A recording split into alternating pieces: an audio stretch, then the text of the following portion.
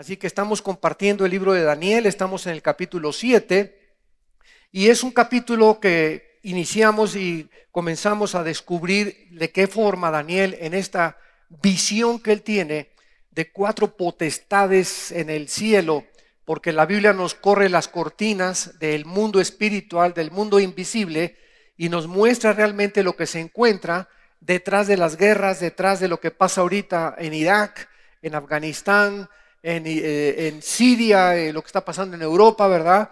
Si se pudiera correr las cortinas y ver que hay una influencia impresionante del mundo espiritual sobre el planeta Tierra, podemos entender entonces la forma en la que podemos nosotros también cambiar las situaciones, y la iglesia, con el poder que tiene de la oración, y tenemos la palabra que es la luz, de poder tener por lo menos una esperanza y una forma de decir a la gente: este es el camino. No cabe duda que hay una confusión impresionante ahorita en todos los ámbitos: religioso, filosófico, político, en todas las disciplinas académicas. La gente está como loca buscando por acá, por los gobiernos, que comunismo, fascismo, que nazismo, que monarquías, que socialismo, que democracias, repúblicas.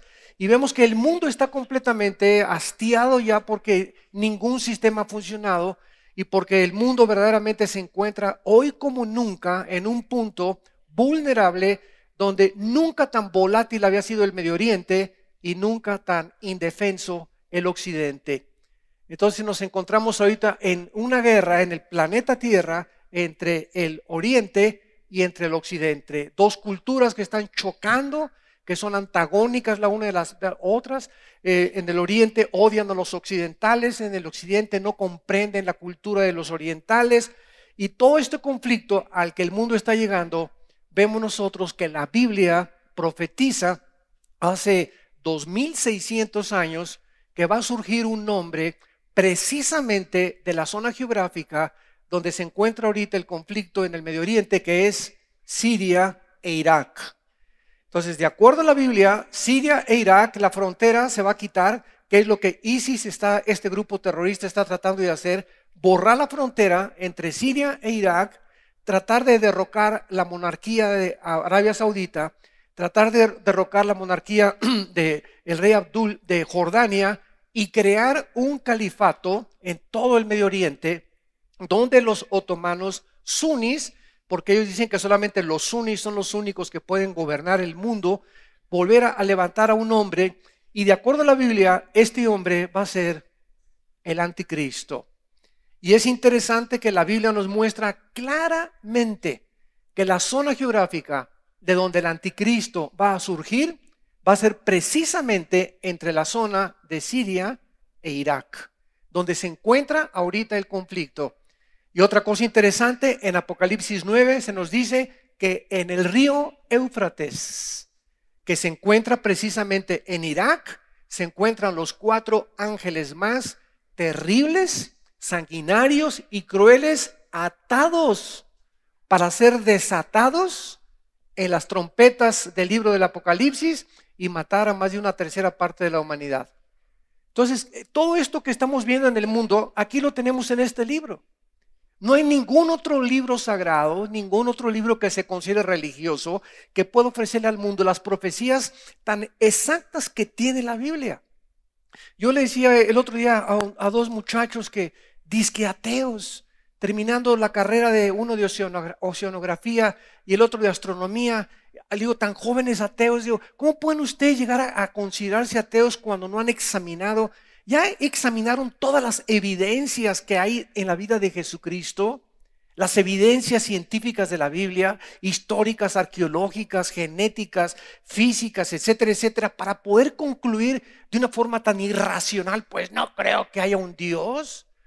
Es impresionante cómo la mente humana puede ser manipulada de diferentes puntos de vista para poder hacer conclusiones tan equivocadas y decir, ¿verdad? Pues he concluido que no existe Dios, cuando las evidencias no han sido examinadas. Un juez nunca se atrevería a dictar una sentencia sin antes haber examinado las evidencias.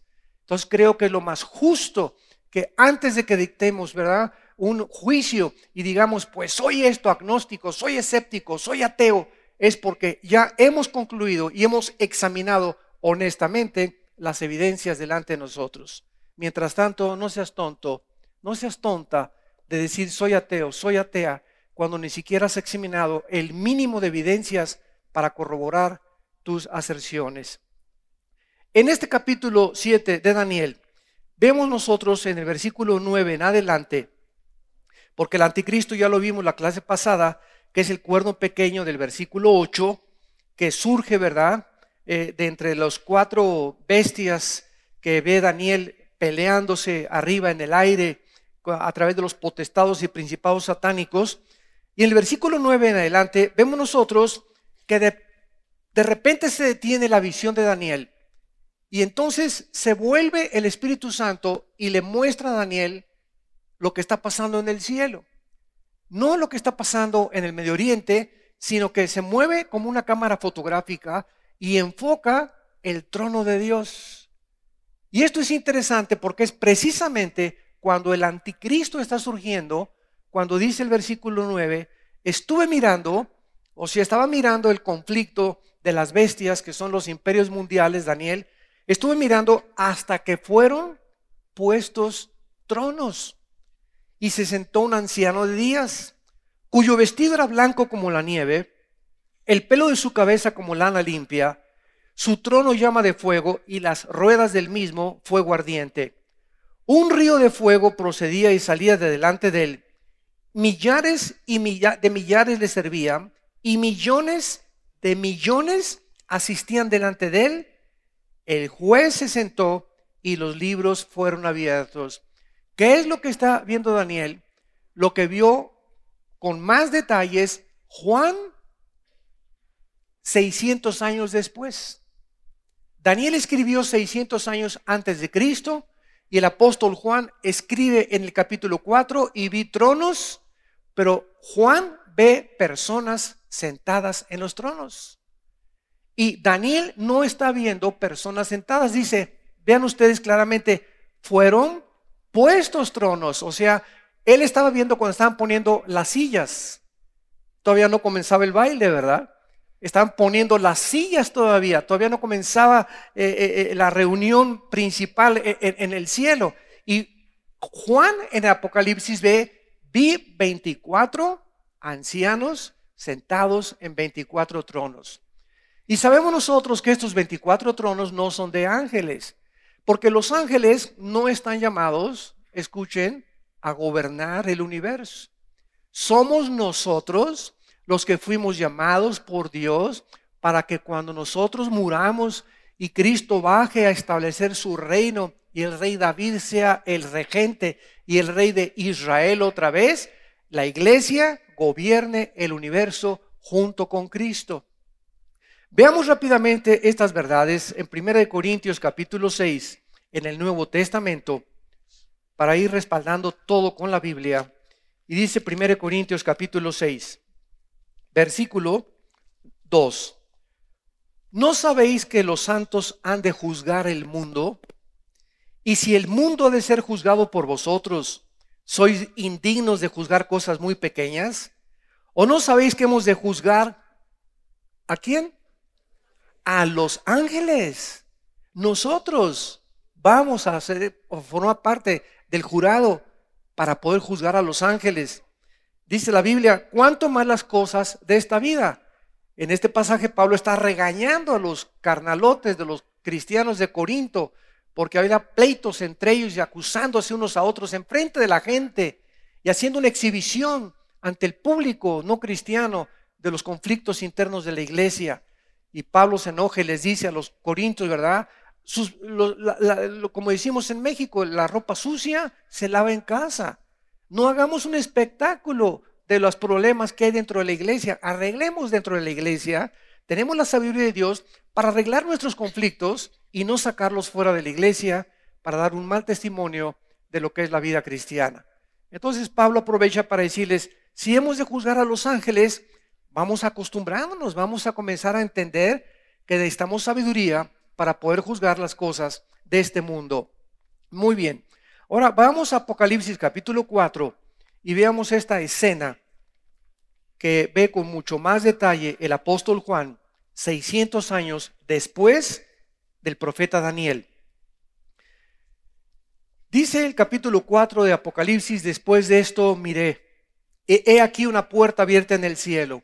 O sea, Juan estaba en la isla de Patmos y de repente, ya viejito, de 90 a 95 años de edad, se abre todos los tres cielos.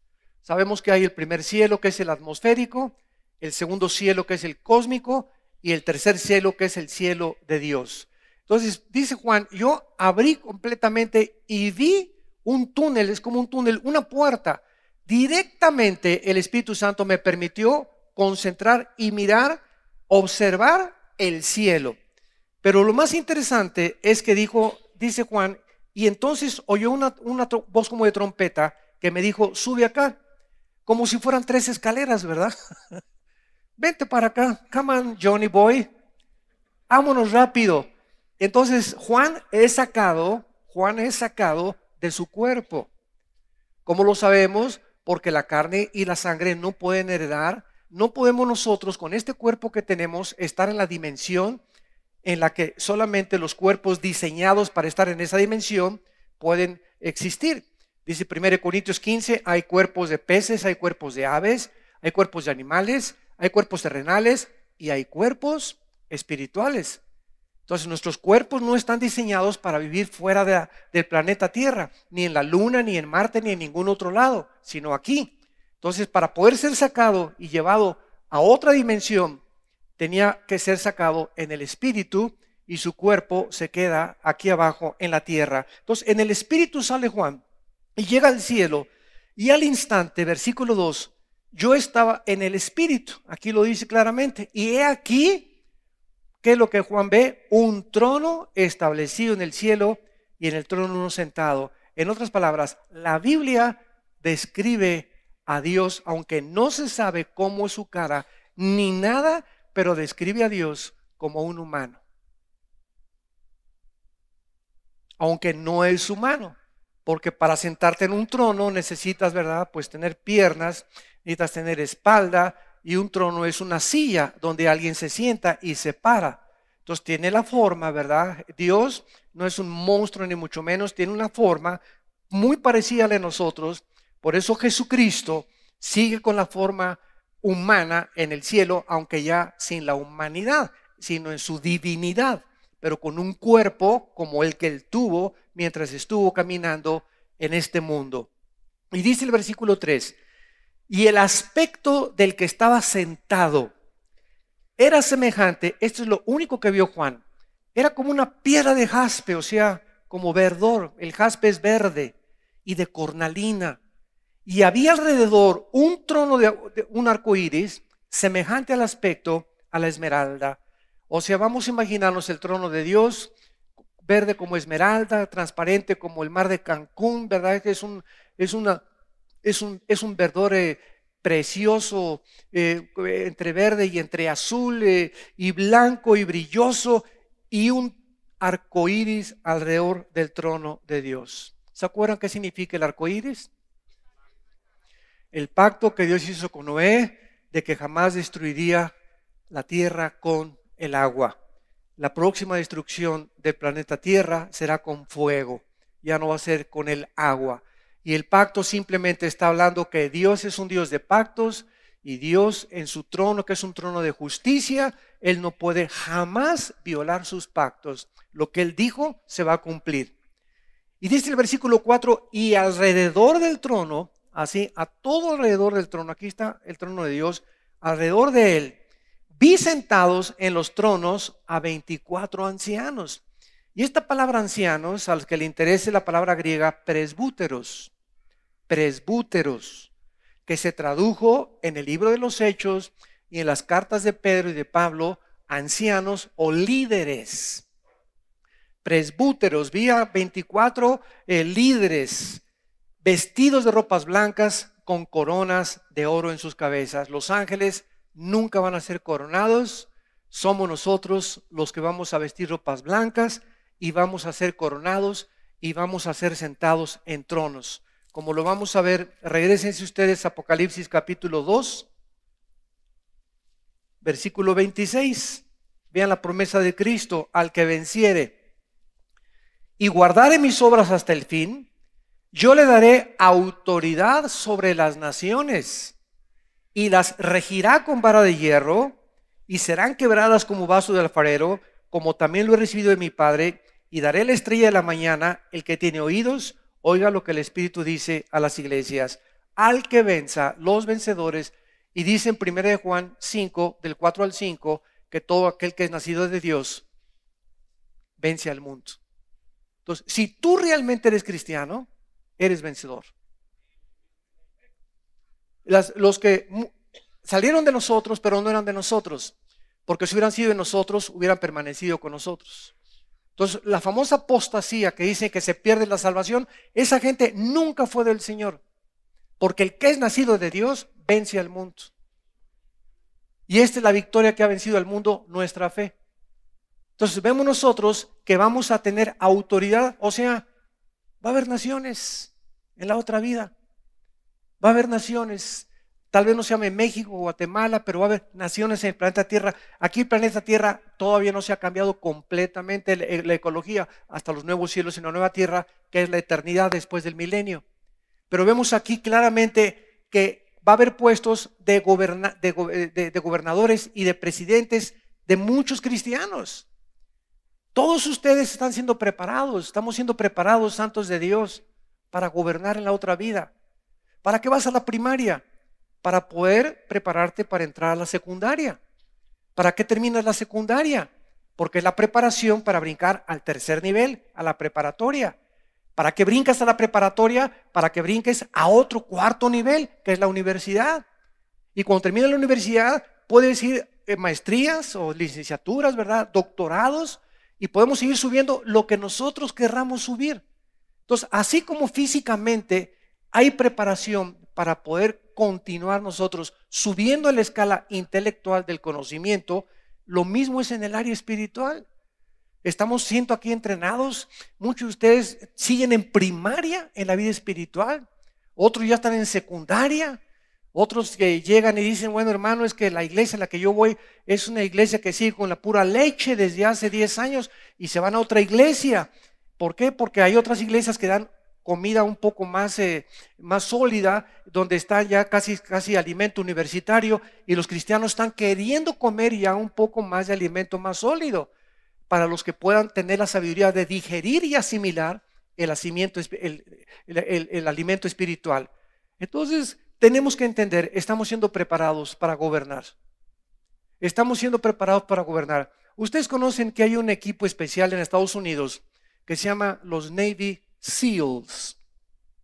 Estos son los que fueron y capturaron a Osama Bin Laden, que son Marines o marineros, pero es un grupo élite del ejército norteamericano especializado en poder tener misiones riesgosas, de alto riesgo, y son personas que están entrenadas para sufrir. Y no sé cuántos han visto ustedes en National Geographic y en Discovery Channel la forma como entrenan a estos Navy SEALs. Los amarran y los meten a una alberca amarrados así, para que puedan subir y puedan tratar de luchar y alcanzar la superficie del agua y respirar.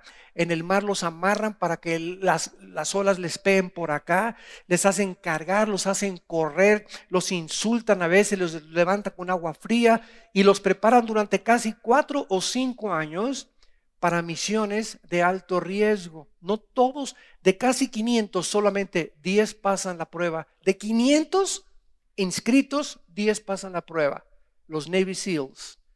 Ahora, nosotros estamos entrenados espiritualmente para lo mismo. ¿Por qué crees que tienes tribulaciones? Ya me convertí y mi esposo, y mi esposa, y este y el otro, y mis hijos. Dice Santiago, tengan por sumo gozo. Ya no veas las tribulaciones y tus problemas como un aspecto de depresión. Ve las tribulaciones y ten por sumo gozo. ¿Cómo que por sumo gozo? Pues que estoy loco, ¿qué, verdad? Estoy sufriendo, qué padre. Lo que Santiago nos está diciendo es, tengan por sumo gozo, porque detrás, o sea, si tú no ves la perspectiva, por lo cual Dios permite que atravieses lo que estás atravesando, te vas a confundir y te vas a deprimir. Pero cuando tú entiendes que las tribulaciones tienen un propósito para entrenarnos en la paciencia.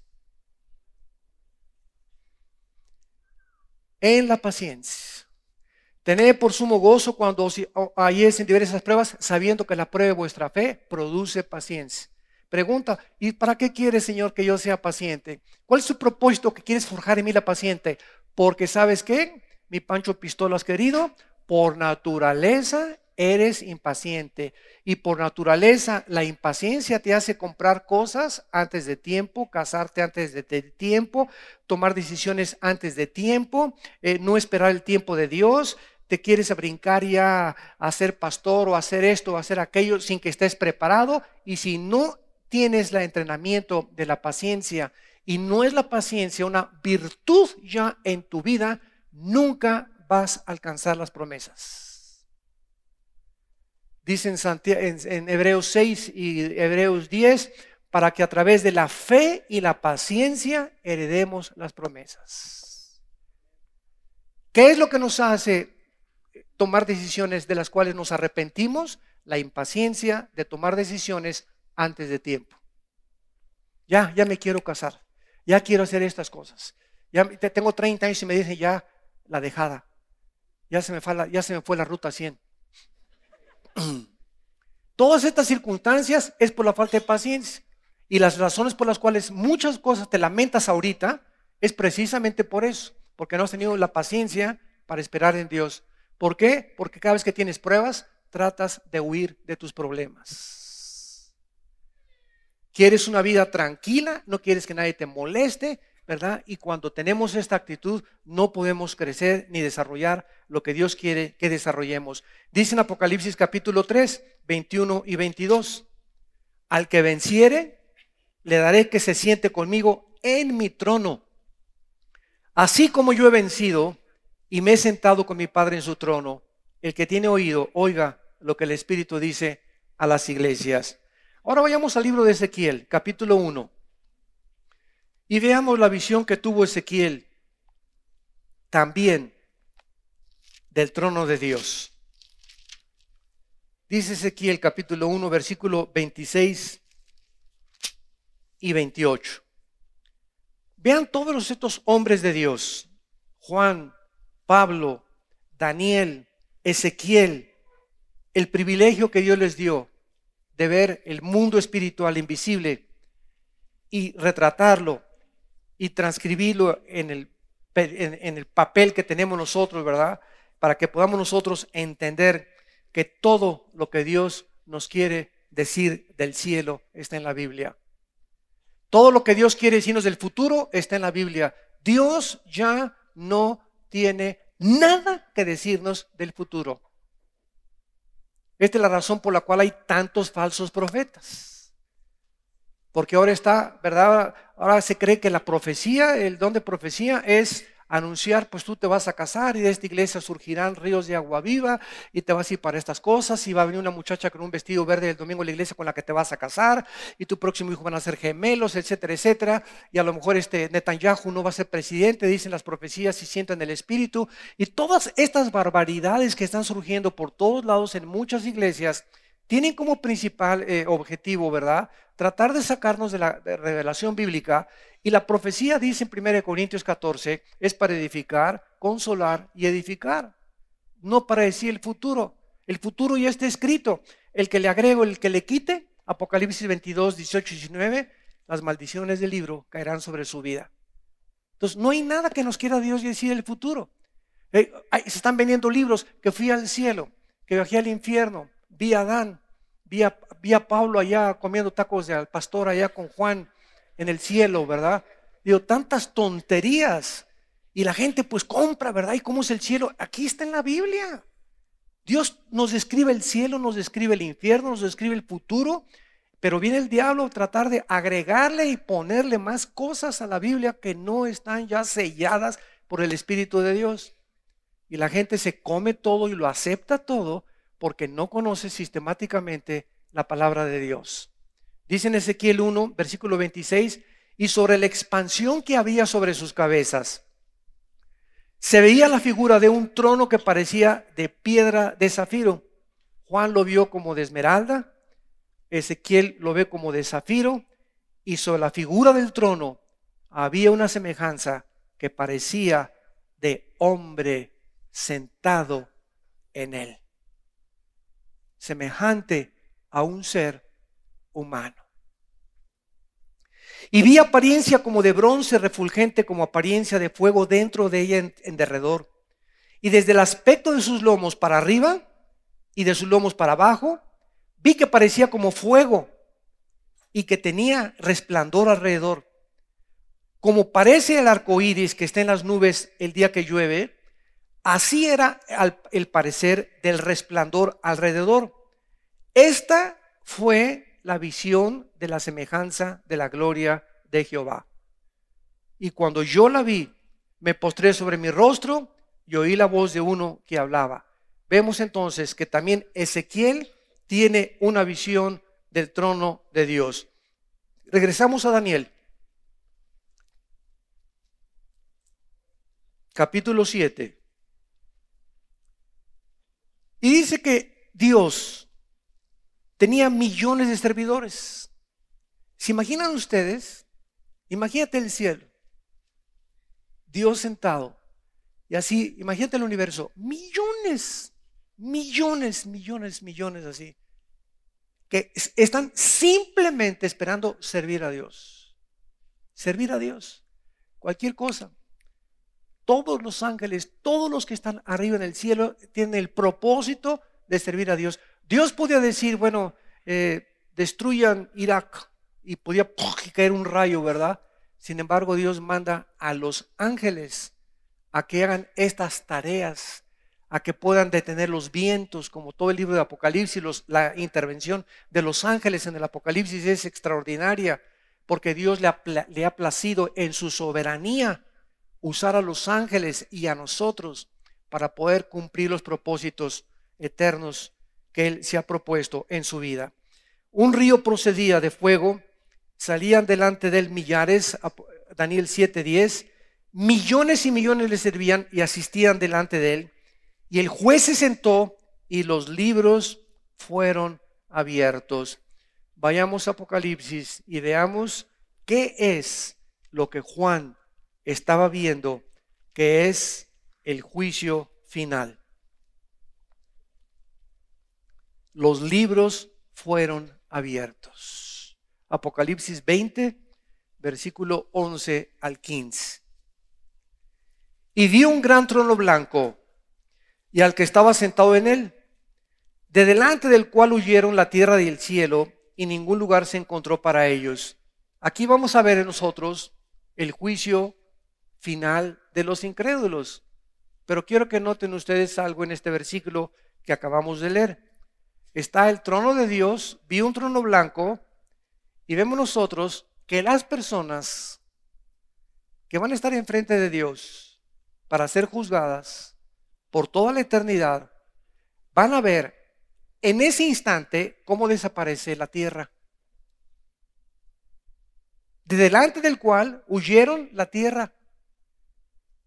Y en ese momento todos los que van a estar juzgados van a descubrir demasiado tarde, ¿verdad? Ahí está tu tierra donde tenías tus esperanzas, que Miss México, Miss Belleza Latina, deportista, y que esto y el otro, y que el dinero, y tus esperanzas, y tú creías que en este planeta que está condenado a la destrucción, quisiste vivir para este mundo, quisiste vivir para lo terrenal, y todas las cosas en este mundo van a desaparecer. Lo único que va a permanecer de este planeta son las almas humanas, edificios con decoraciones, títulos, esculturas, pinturas, castillos, todo lo que el ser humano haya podido hacer y de lo cual se ha envanecido durante todos estos 6,000 aproximadamente años de historia, va a ser desaparecido y convertido en el polvo para la nada. Y lo único que va a sobrevivir son las almas. Por eso cuando Satanás le ofreció a Cristo, ¿verdad?, que él podía hincarse delante de él y Satanás le iba a entregar los reinos de este mundo. Cristo no lo contradijo a Satanás, reconoció que Satanás tiene la autoridad de los reinos de este mundo. Entonces Cristo reconoció que Satanás, y Cristo le llamó el príncipe de este mundo, porque Satanás tiene temporalmente el control. Dice 1 Juan 5:19, el maligno tiene el control y el mundo entero está bajo el control del maligno. Entonces esto es lo que Satanás le ofrece a artistas, deportistas, cantantes, políticos, muchachos, jóvenes, adultos, etcétera, etcétera. Híncate y disfruta la vida mientras puedes. Y Jesucristo dijo: ¿de qué te sirve ganar el mundo si vas a perder tu alma? Vi a los muertos, versículo 12, grandes y pequeños, de pie ante Dios. En segundo lugar, noten ustedes que en el juicio final no hay nadie hincado. No hay nadie hincado. Y a nadie se le va a permitir ya: Señor, ten misericordia de mí, perdóname, Jesucito mío, mi dulce compañero, no me desampare ni de noche ni de día. Demasiado tarde. En este momento se acabó la misericordia, ya no hay gracia, no hay absolutamente nada. La oportunidad se les dio a los ángeles, se rebelaron, ya no hay perdón para los ángeles. Los seres humanos tenemos la oportunidad que se nos da mientras vivimos, después ya no hay ninguna otra oportunidad. Cuando oigas su voz, no te endurezcas. No hay dos oportunidades. Cuando oigas su voz, no te endurezcas. Entonces ahí están de pie porque ya no se pueden hincar.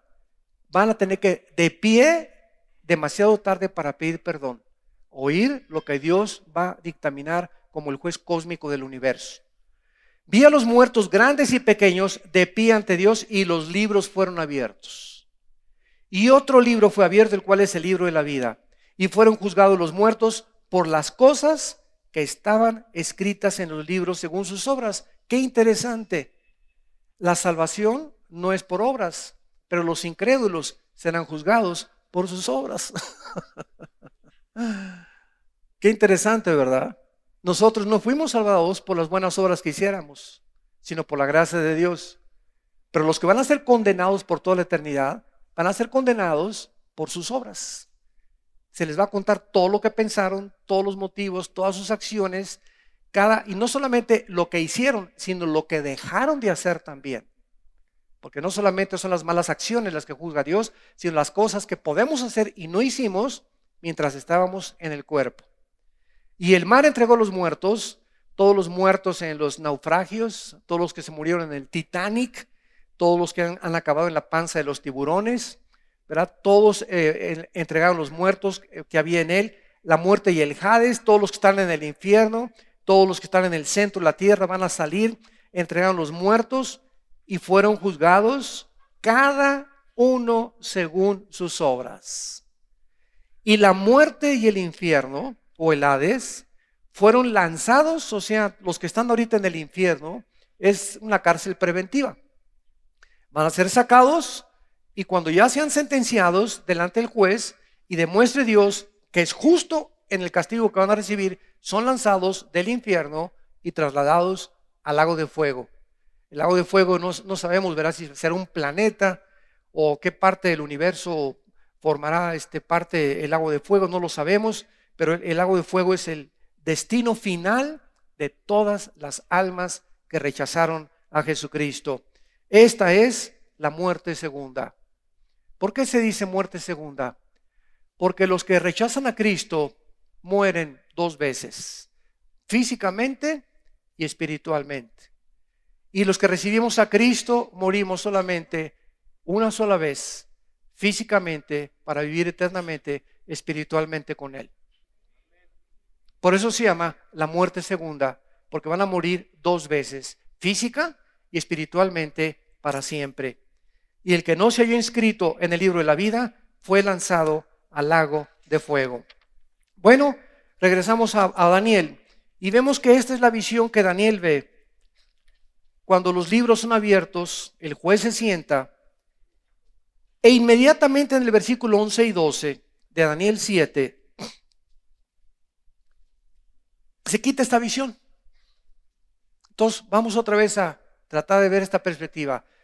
Daniel está viendo 4 imperios que surgen: Babilonia, Medo-Persia, Grecia y Roma, que son las 4 bestias del versículo 1 al versículo 8. Y mientras él está viendo el surgimiento de los imperios, ve el juicio final.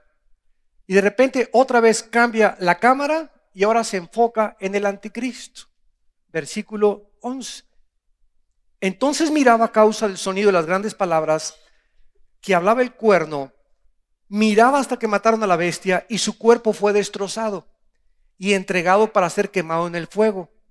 Habían también quitado a las otras bestias, o sea, los otros imperios mundiales, su dominio, pero les había sido prolongada la vida hasta cierto punto. Aquí Daniel ve y describe el juicio del anticristo y a todos los que siguieron su camino engañoso. Hasta sus últimos momentos el anticristo blasfemará y desafiará a Dios, pero su fin será inmediato porque va a ser arrojado completamente al fuego. Y en el versículo 13 y 14 vemos nosotros el reino de Jesucristo triunfando finalmente sobre la maldad. ¿Cuántos de ustedes anhelan en su corazón que se acabe ya todo? Ahora, el hecho de que la maldad, porque yo me lo pregunté muchas veces y fue por lo que me guió a escribir el libro que pueden ustedes conseguir, fue el segundo libro que escribí, Dios y la existencia del mal. Me preocupó muchísimo, estas conferencias las di en el teatro cuando estábamos allá enfrente del estadio de fútbol del Cruz Azul, cuando comenzamos ahí en la Iglesia del Sur. Di esta serie y después ya la pasé en un libro, la transcribí para que se hiciera el compendio de un libro. Y yo le preguntaba a Dios: Señor, ¿por qué no terminas con el mal? ¿Por qué no terminas con Satanás? ¿Por qué no terminas con todas las cosas que existen? Y la razón es la siguiente, ¿verdad? Como una vez una persona saliendo de un desayuno me dijo: oiga, ¿Dios es todopoderoso? Sí, claro que sí. Y si es todopoderoso, ¿por qué no acaba con el diablo? Le dije: dele las gracias porque comenzaría con usted. Dice la Biblia que Dios es paciente, no queriendo que nadie se pierda. Entonces, Dios está esperando la última cosecha. Si ahorita cayera el juicio de Dios y se acabaran todas las cosas, muchos de ustedes no hubieran tenido la oportunidad de ser salvados. Esa es la sabiduría de Dios que no entendemos. Entonces, Dios tiene un propósito perfecto para el tiempo que Él ha escogido, donde Él va a juzgar al mundo, a los vivos y a los muertos. Dice el versículo 13: miraba yo en la visión de la noche, he aquí con las nubes del cielo venía uno como hijo de hombre, que vino hasta el anciano de días y le hicieron acercarse a él. Y le fue dado dominio, gloria y reino para que todos los pueblos, naciones y lenguas le sirvieran. Su dominio es dominio eterno que nunca pasará y su reino uno que nunca será destruido. Daniel ve exactamente lo que Juan 600 años después ve en el libro de Apocalipsis capítulo 5. ¿Se acuerdan? Ahorita vamos a ir a ver el Apocalipsis capítulo 5. En el capítulo 5 de Apocalipsis hay un rollo que Dios tiene así. Antiguamente los pergaminos se enrollaban de esta manera. Y entonces, cuando se mandaban un recado o una carta, se ponía cera aquí, y cada persona, cada rey, cada monarca tenía su sello y lo ponía lo imprimía sobre la cera para que cuando la persona que recibía el sello sabía, al ver el sello del anillo, que provenía de esa persona. Entonces, en el capítulo 5 Apocalipsis, Dios tiene un libro con 1, 2, 3, 4, 5, 6, 7 sellos. Un rollo con 7 sellos.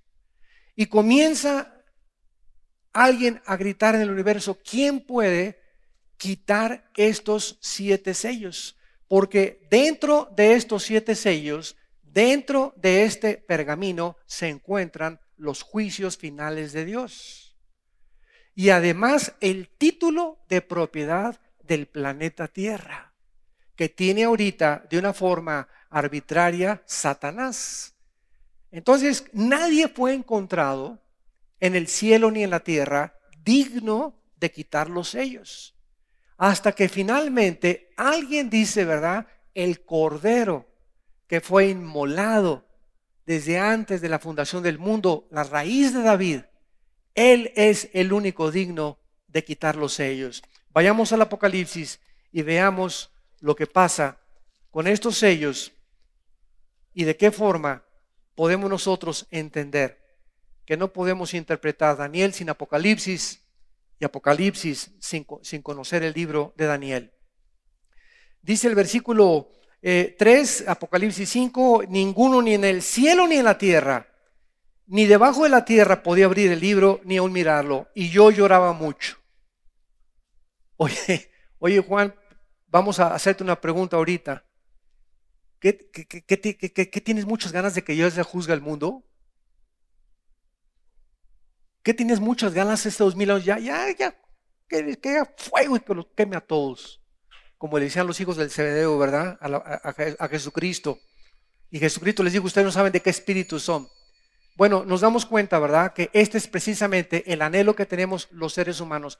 No de juicio, sino que se termine ya tanta violencia, tanto secuestro, tanta guerras, tanta explotación, tanta corrupción. Y es lo que anhela el corazón humano. Clamamos dentro de nuestra alma justicia, Señor. Ya danos un mundo donde se haga la justicia. Y no va a haber esta justicia hasta que Cristo abra los sellos, de acuerdo a la Biblia. Entonces lloraba mucho porque no había nadie digno. O sea, Dios mío, Juan llora porque ¿cuándo va a haber juicio? ¿Que no va a haber un juicio sobre el mundo? Y uno de los ancianos me dijo, no llores. El león de la tribu de Judá, la raíz de David, ha vencido para abrir el libro y desatar sus 7 sellos. Noten ustedes que para que alguien pudiera en el universo juzgar al mundo, necesitaba vencer al mundo. Para que alguien pueda juzgar, necesita antes vencer. Para que tú puedas verdaderamente juzgar tu casa, véncete primero a ti mismo. Vence tus pasiones, vence tu carne y entonces te conviertes en conquistador. Pero tú no puedes gobernar tu casa, tú no puedes gobernar tu trabajo, tú no puedes gobernar en ningún lado hasta que tú primero gobiernes tu propia vida. Y si tú eres una persona impulsiva, impaciente, iracundo, lleno de estrés, no has dominado, la paz no gobierna tu alma, ni tienes una salud psíquica completamente normal, tú no puedes conquistar a nadie, ni puedes transmitir nada. Entonces, este es el mensaje que nos da la Biblia, ¿verdad? Cristo tuvo que hacerse hombre como nosotros y morir en una cruz para poder ser calificado como el juez de la humanidad, para poder vencer al mundo. Entonces Dios le entrega a Cristo los sellos, dice el versículo 7, y vino y tomó el libro de la mano derecha del que estaba sentado en el trono. Aquí es lo que vimos en Daniel 7, Cristo entrando a la presencia de Dios, Dios entregándole el libro con los 7 sellos, que son los sellos del Apocalipsis. Y entonces Cristo recibe este sello y todos los ángeles comienzan a gritar y los seres vivientes, un nuevo canto, digno eres de tomar el sello, etcétera, etcétera. Y así acaba el capítulo 5 del Apocalipsis. Y ya el capítulo 6 del Apocalipsis comienza cuando el Cordero abrió uno de los sellos. Cas le quita el primer sello. Y el primer sello es la entrada del caballo blanco con un arco sin flechas que representa al anticristo. El anticristo entra al mundo como el Mesías, como el Salvador. No entra como un guerrero, entra a traer la paz. Una paz ficticia que va a durar 3 años y medio nada más y la va a violar para preparar la invasión islámica en contra de la nación de Israel. Entonces, todos estos sellos quita el sello del número 1, son los primeros 4 sellos, son los 4 jinetes del Apocalipsis, el quinto sello de las almas, el sexto sello como todas las perturbaciones cósmicas comienzan a ser sacudidas, y el séptimo sello es el silencio, donde vemos que ya entra completamente la ira de Dios, y cuando se abren los 6 sellos o los 7 sellos, es cuando ya los juicios de Dios son dados a conocer y los tenemos aquí en el Apocalipsis. Y estos sellos, gracias a Dios, aún no han sido abiertos.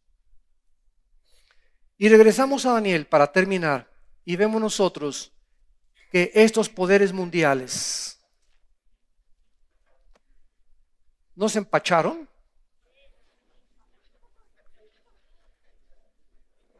Yo veo a muchos que hasta humo les sale por las orejas.